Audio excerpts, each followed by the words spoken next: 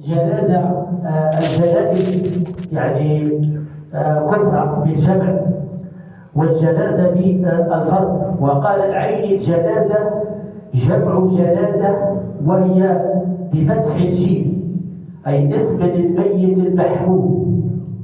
عندما نقول الجنازة فهي تطلق على الميت المحمول، هذا الميت الذي مات ويحملونه الناس. قد حضرت الجنازة بمعنى ذلك الميت الذي يحملونه بفتح الجيم، هكذا يقول العيني. وبكسرها اسم للنعش الذي يحمل عليه الميت.